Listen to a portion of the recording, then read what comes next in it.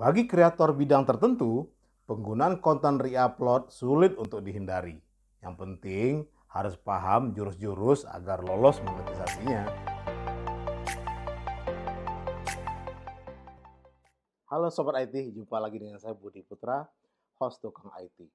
Kali ini saya akan membahas soal bagaimana sih caranya agar konten re-upload bisa digunakan untuk video-video di channel YouTube dan bisa lolos monetisasi. Sebab bagaimanapun, konten re-upload juga dibutuhkan, terutama bagi konten kreator yang fokusnya di kategori atau di vertikal seperti entertainment, sport, atau teknologi. Yang entertainment misalnya, gak mungkin juga kan dia langsung syuting ketemu artis, selebriti, syuting pakai handphonenya belum tentu juga. Gak gampang untuk itu. Kalau buat YouTuber sport, gak mungkin juga dia langsung syuting pakai HP, nonton Piala Eropa di Eropa. Ya. Nah, sebenarnya ini sudah diatur oleh YouTube, konten-konten re-upload, artinya bukan konten asli, tapi ada tipsnya agar ini bisa digunakan dan diloloskan monetisasinya oleh YouTube. Nah, yang pertama kita bahas konten-konten yang tidak boleh konten re-upload tapi tidak akan lolos monetisasi. Ini menurut YouTube, ya.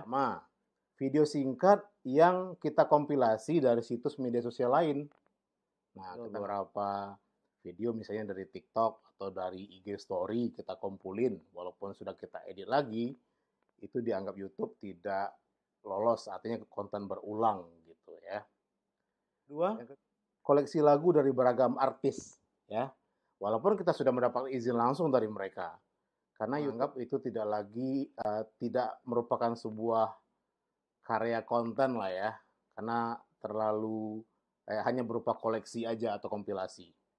Yang ketiga, klip yang menampilkan berbagai momen dari acara favorit yang diedit menjadi satu konten dengan sedikit narasi sama sekali.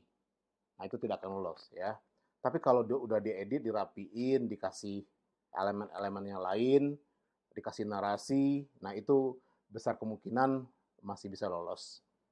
Yang keempat, konten yang sudah diupload berkali-kali oleh kreator lain. Nah, itu kalau kita jadiin konten lagi dan tidak ada tambahan apapun, udah bisa dipastikan tidak akan lolos monetisasi. Yang kelima, promosi konten orang lain, ya.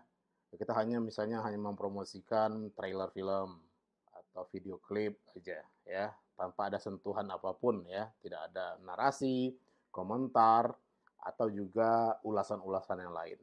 Oke. Nah, berikut contoh-contoh yang boleh dimonetisasi, ya, artinya yang kemungkinan besar akan lolos oleh monetisasi. Nah, ini merupakan penjelasan YouTube sendiri ya. Pertama, upload yang sudah direvisi dan ditambahi bumbu-bumbu humor misalnya, atau analisis ya pada konten re-upload tersebut. Oke. Yang kedua, klip dari orang lain ya sebagai bagian dari ulasan yang kritis atau sebagai bagian dari komponen atau bagian keseluruhan dari konten kita ambil nggak apa-apa. Tapi kan juga ada konten-konten lain yang kita bikin, yang sudah kita satukan, yang sudah kita garap berdasarkan perspektif atau ide topik yang sedang kita bikin.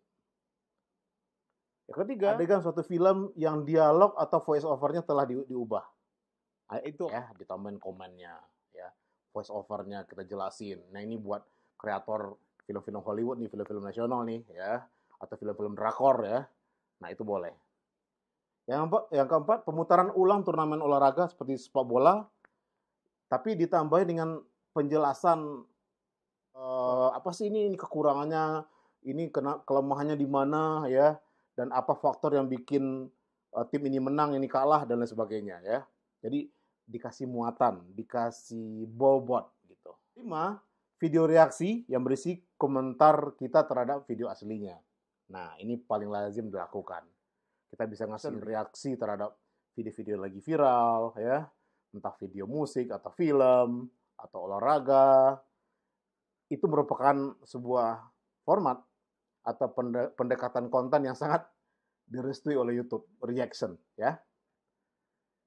Kemudian yang kelima, rekaman karya kreator lain yang sudah kita edit dengan menambahkan jalan cerita atau komentar dari kita. Nah, itu kan jelas kan? Jadi bukan tidak boleh konten re-upload atau konten reuse. Yang penting kita harus kreatif, kasih bobot, kasih ide, voice over-nya juga ditambahin, mungkin ditambahin grafis juga, dikasih back sound, musik latar yang berbeda juga, ya. Dan pada akhirnya memang ide kita, bagaimana kita mengeksekusi sebuah konten itu sangat menentukan. Jadi bukan tidak mungkin ya konten re-upload digunakan, sangat mungkin malah, terutama buat kreator-kreator untuk kategori tertentu yang memang sangat membutuhkan eh, konten re-upload atau konten yang bukan karya asli mereka sebagai bumbu atau sebagai bahan adonan dari konten mereka secara keseluruhan. Itu dulu, selamat berkarya. Semoga bermanfaat. Yang belum subscribe channel ini, silakan pencet tombol merah, nyalakan loncengnya supaya terlewat tutorial berikutnya. Semoga bermanfaat. Salam.